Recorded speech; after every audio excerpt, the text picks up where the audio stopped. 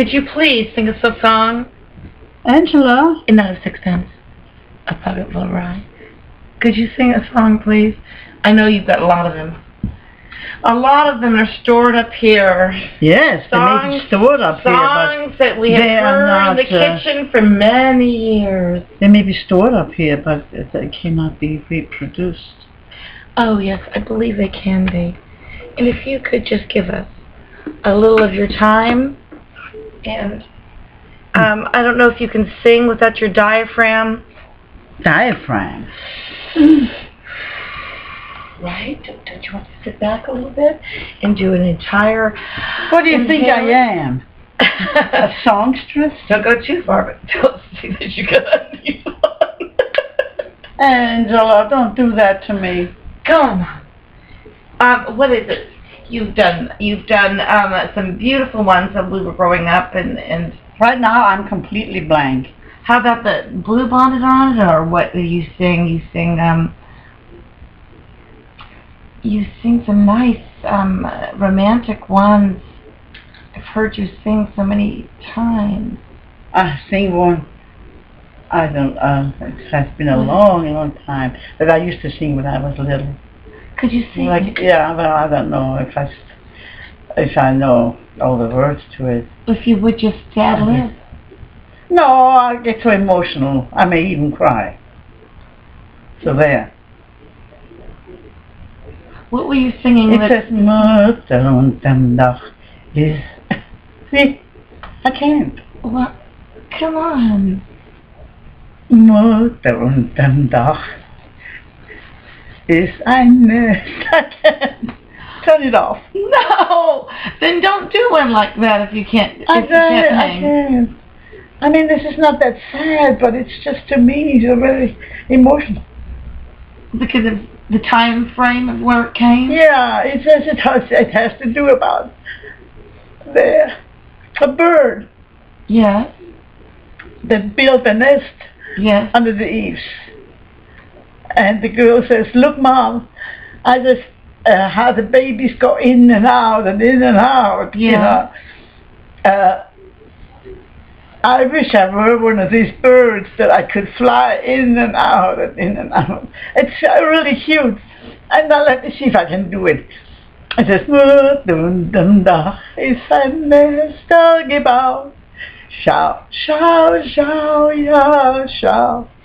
Dort hat der Turmspatz ein Pärchen getraut. Schau, schau, schau, ja, schau. Ach, Mutter, wär ich ein Schwabenkind. Ich fliege hin und her, ich fliege hin und her. Ach, Mutter, wär ich ein Schwabenkind. Wie schön es wär. I don't want to see this. Repeat, I don't want to see this recorded anymore. You're going to throw the computer off the desk. This is a beautiful song. I used to always sugar, not some medicine. Oh yeah, right. No. With every job you undertake becomes a piece of cake. No. For every job that has been done, there is an element of fun. A light, a spark can move us on along. For a spoonful of sugar makes the medicine go down. The medicine go down. Medicine go down. For a tubeful of sugar makes the medicine go down in the most delightful way. For every element of fun. No. Every job you undertake. No, for every job that must be done, there is an element of fun. I thought, for every job you undertake becomes a piece of cake. A lark, a spark can move the job along. For a spoonful of sugar makes the medicine go round, the medicine go down, medicine go down. Put a spoonful of sugar makes the medicine go down in the most delightful way. Did we sing that a whole lot? How about the one that Brian used to sing that you would just laugh so hard at? A furry pussy willow wake up and said one day, a robin fella came into my nest. Spring is here to stay. And it's a furry pussy willow. I used to love it when he sang it, and he really pronounced it, furry pussy willow. And he used to sing it over and over. I wanted him to sing it again, and he did, and again, and again, and again. And every time he's emphasizing, that fuzzy pussy, no, Furry. that furry pussy willow. It's so cute. It was so cute. Answer, damn. He'd be another one he would love. Yeah, you children used to say that, and you thought when you say, instead of saying damn, you used to say Amsterdam, damn. Hey, and I did not like that because I know what we were trying to say. You wanted to say damn. Yeah, but you... Not Amsterdam, damn. You know, you used to let us get away with saying you're the first word of Shetland pony, and you'd never say anything, and we just thought that we just said something way over your head. No, you're the first word of Shetland pony. We'd say that all. But it took me a while to catch on to that. It but did? it's Amsterdam, damn. I didn't like that. We were good kids. Yeah, well. All 5 of us. Yes, you were, I must say. Some of them were better than others. No. So, wasn't there another song that I thought that you would sing a Dean Martin song every now and then? When the moon hits your eye, just like a big pizza pie, that's amore. They did that one? I think so. That's stars will say dippy day, like a gay tarantella. How does that? I don't know. You also enjoyed the Tijuana Brass. Oh, Herb Albert? Yeah. Oh, yeah. Was there any singing that went on there that you enjoyed? No, not really. This was mostly instrumental. So what would you have said? Remember that? Yeah. And now, if you were to say what was Dad's favorite song that you recall? Carry me back to old Virginia. That's where the cotton and the corn and potatoes grow. That's where I labored so long for my master. That's where my heart and long ago. That's where I labored so long for my master, day after day in the field of yellow corn. There's no place on earth that I love more sincerely. Dad used to sing that so beautifully. Then, Virginia, the place where I was born. Obviously, this is a slave, a song that was written by African Americans. Sure, many of them. I know. They lost it down there. You know, they did. And they left working for the Hubbard family. Yeah, and Dad said that they'd even take the name. I've met a few Hubbards. I've always wanted to say, do you know if you can trace your roots back? Because you just might have. They took the name of the master. Right. Many of them, took the name of the masters. So that there was a midwife that had brought Dad into this world when and her name was Hubbard. That was. She was black. Yeah. Her name was Hubbard. I thought it was really strange. But that's what happened. Well, I would think that if you didn't have a last name and if you liked if you worked for somebody that was a Hubbard, they say, oh, Hubbard. She belongs to Hubbard. Or he belongs to Hubbard. Unless you really couldn't wait to get away from that. Well, you didn't have too much choice. Oh. To get away from it because you're being bought. That's awesome. So that's your property, so to speak. Yeah. Awesome. It was your property. Right. Yeah, Dad had some beautiful songs that he would sing, and that's just one of one that can you think of another that think of Dad when you hear it? He used to have to sing for my family a lot. Yes, I know. And they loved it because beautiful voice. He had a good voice, and they just loved it. So he has sang a lot of songs,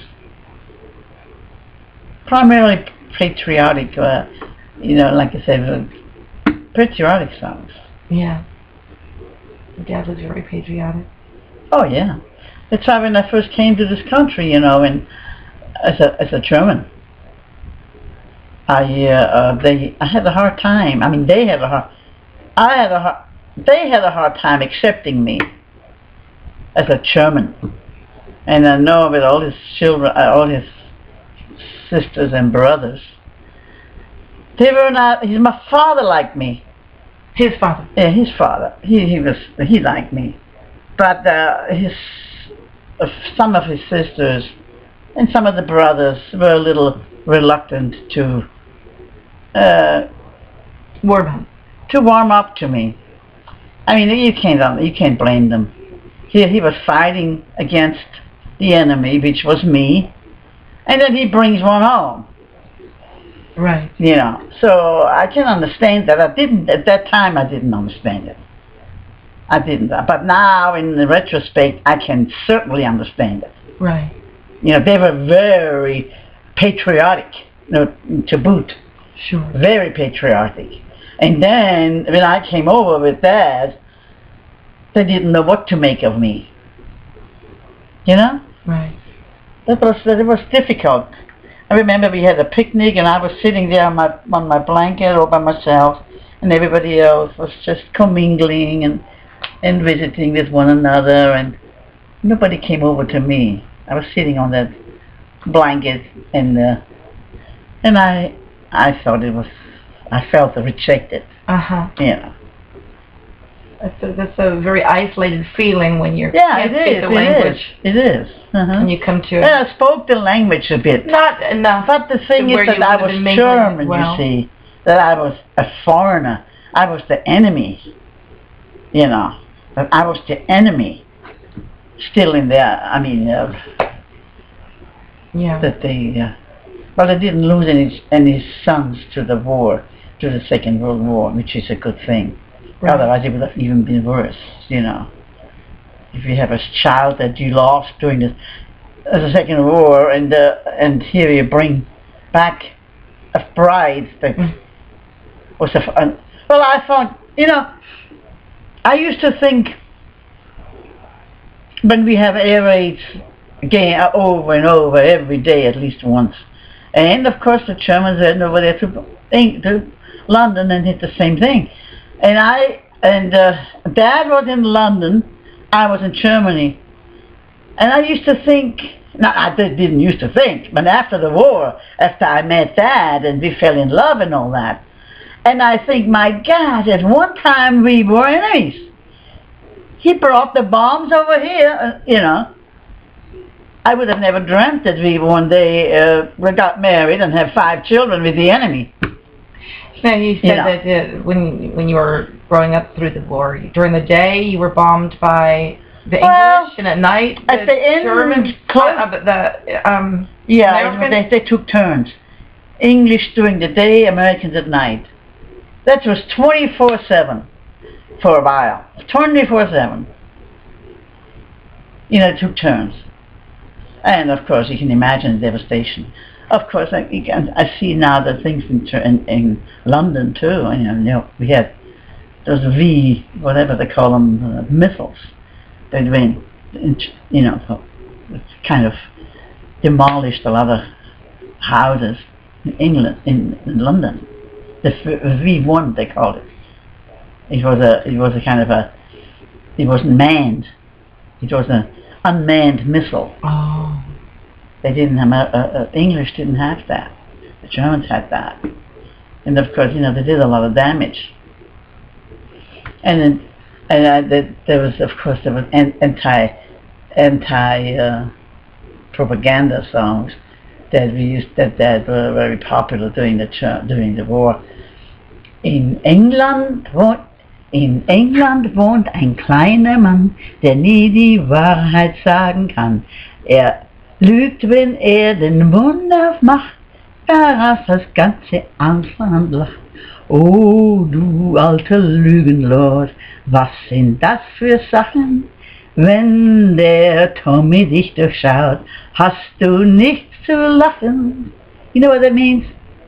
You know, we're talking about Chamberlain, that little man. Oh, yeah. And he came to Germany, I mean, you know, and Hitler said, well, anyway, he said,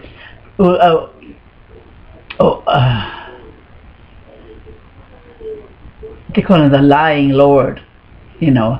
If the Tommy is the English. If they, you know, this is an propaganda, you know. Right.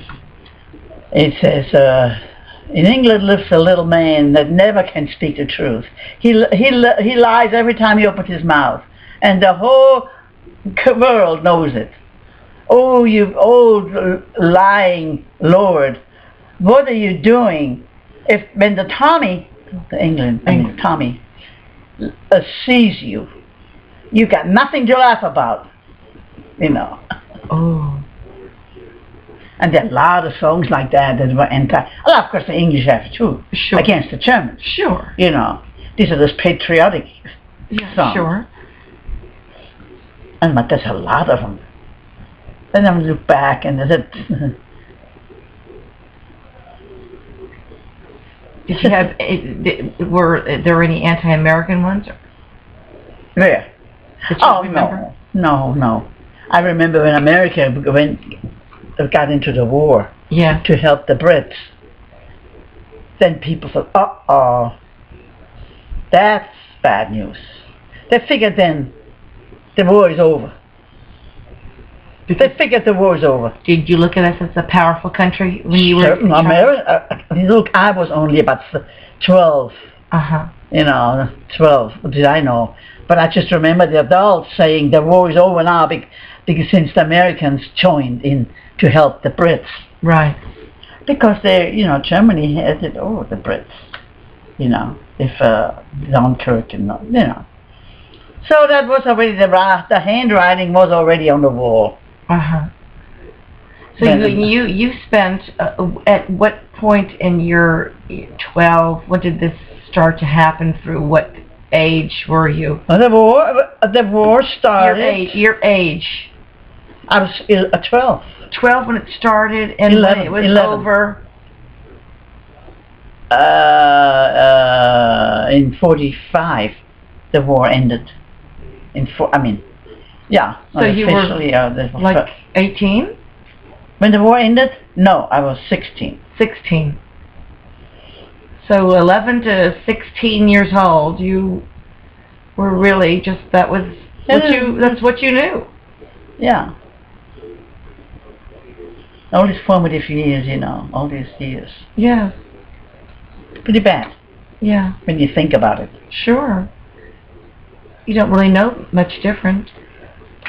You don't know what it would have been like to live without the fear of the bombs or the fear of losing your place and moving to another. Yeah, well. You didn't know what that was like. But when you're young, you go down to the shelter and you hear like, it's the way when the bombs come down, you know. Yeah. They whistle like. Then boom, you know. Then you don't know. You hear him coming, and then you don't know where are they gonna land? Where's he gonna land? You know, that's the frightening thing that. You know. And then when you come out of the shelter, you look around and. I hope that your house is still standing. You know, see your. Of course, now in Germany the houses are built very solid, but still, you have. When we were bombed out, there was a big bomb that fell right beside the house. A big one. Was the apartment? Yeah, it was a 4-story thing. And there was a huge chestnut tree there that was just, obliterated. But that was, the walls are shaking, But then you had the other bombs that were falling. I mean, the small ones, the phosphorus bombs, which ultimately did us in. And that was a liquid bomb. It was a bomb that you kill it, it's a fire. It's fire. Phosphorus. And you think you killed the fire, okay? But as soon as it dries up again, it inflames. Ignites by itself. And I remember Volker he had a helmet on, he went and extinguished the fire. His helmet was really hot. I remember that. And he said, he told the boy, he said, listen, stay there and watch the fire. When you see it, igniting again, call me. Well, he was called away from this post. And before you knew it, everything was already, in flames. And that was it. You couldn't do anything. Whose house was this? This was when we were, renting. It wasn't our house. Oh, did your mother lose her furniture in that particular? Everything. That was the one that you. Yeah, we were standing outside and looking, and I remember.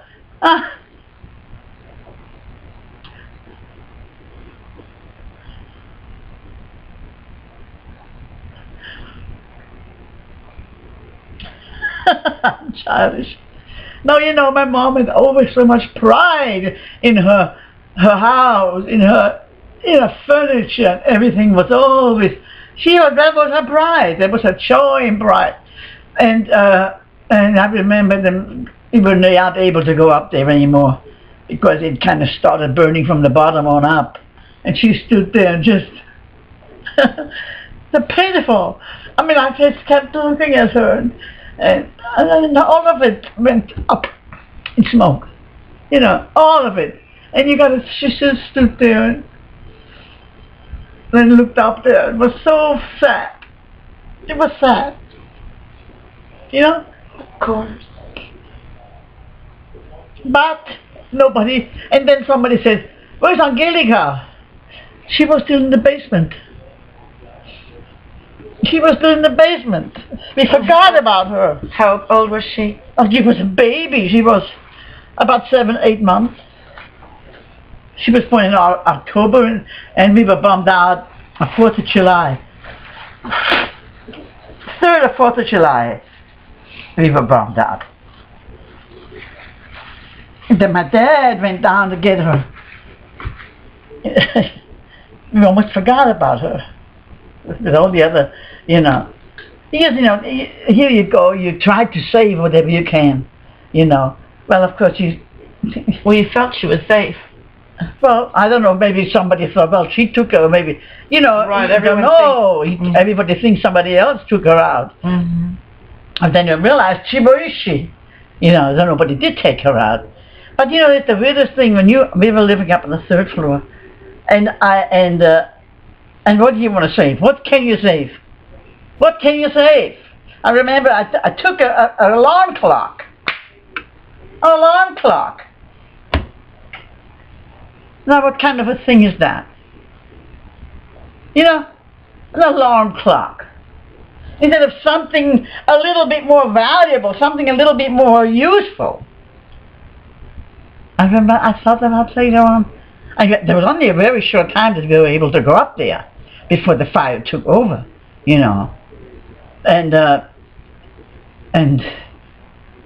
mean, Louise, I remember she took a whole basket full of clothing that had just been washed, and she took that down. And I don't know, but I remember I go down there with a stupid alarm clock. Do you remember that? And then, of course, we couldn't go up there anymore. It was too dangerous. I mean, it was just The fire just overtook everything. And that's when you moved to Lochem. That's when we moved to Lochem. And we've gotten to know that location. But we were fortunate, this was a weekend house from our friends, the Hubbard family. It was a weekend house for them that's outside of Munich, a suburb of Munich. And with the trees, and it was really like a haven. I thought, away from town, where everything is destroyed, and going home then to go to Lochem, so everything was serene and quiet, and it was unbeknownst to us, there was an underground airplane factory outside of Lochem? In Aubing, which is very adjacent to Lochem.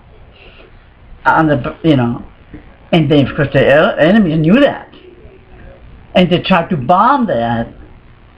We didn't know. I thought, what in the world are they bombing? There's nothing out here of any sick. I mean, the people didn't know that. People didn't know that there was an underground thing, and the railroad. Well, anyway, they started bombing a lot. And one day I came home from. There was beside us. We had the the lots, about an acre lots, I would say a little bit more than an acre. And our neighbor, Farumbus, had a huge hole where a bomb fell in. In his house? No, in the yard. In the yard. But it didn't explode. It was a dud. Oh. And how did it have exploded? Would it have taken your house out as well? Oh, yes, certainly. But then they dropped, and it seemed to me like a whole bundle of these phosphorus bombs. Oh no! Right in our yard, it seemed like. We had, and a few of them in the house. So if my dad had been bad, he would have gotten that thing right in his belly. So how did you take care of getting? And I came home from work. And the trees were kind of burned, And the hose was, and I said, oh no, not, and I said, the word came out there, I remember that. And then we celebrated. There was a whole picnic table in the back, full of bombs, full of... Unexploded? No, the phosphorus thing, it was left, the casings, right. That they were about like that, And but there were, I don't know how many. I mean, the whole thing was full of these casings, phosphorus casings. They must have had a whole bundle. I think they came bundled. Must have fallen right in, our property. So did everything you own in Lochem, and did it burn? No, it didn't. You were able to put it out? Oh yes, yeah, I was able to put that out. Yeah. I mean, this was not a big house. Right. This was just kind of a weekend thing. But two of them fell in the house. Two of them. But it's not that they didn't. Did it come to the roof? Yeah, came to the roof. So you had to patch your roof. And my thing, yeah, sure. They picked that up and threw it out the window. Oh. I wasn't home. I was at work, I was an apprentice. They picked it up, bed thing and everything, and threw it out the window. So, but didn't know that they had, and that's where Bob was stationed in Aubing. That's where we met Bob and Louise. Yeah. He was stationed there after the war. Oh. But there was a big underground factory that nobody knew, but we certainly did. Of course, the train station came into Lochem. And the train, which would make sense. Right. They would say, what is this train? But it was only really a suburban train, kind of a commuter thing. But they didn't know. And not just that. There were about 4 or 5 different tracks. So, and then Aubing too, where the thing was located actually, which is about a mile from where we live. I mean, kind of maybe half a mile. No, about a mile. Well, I have 6 sisters, and we were fortunate that didn't have any brothers, because I know I would have lost a few of them. Certainly, I had Amy, there was Ilse, there was Charlotte. They were all military age, And Louise, she would have been a little bit too young, but she had to. Her age group had to go and go to the farmers to help. How did Opa escape having to be drafted or serve? Well, he was in the First World War. He was. Oh. Yeah. Okay. But he was too old for the second. My grandfather went through 4 wars. Okay, and he didn't. He was way too young for the first one, too young for the second one, too old for the third. The second. I have it translated. He was too old for the Second World War.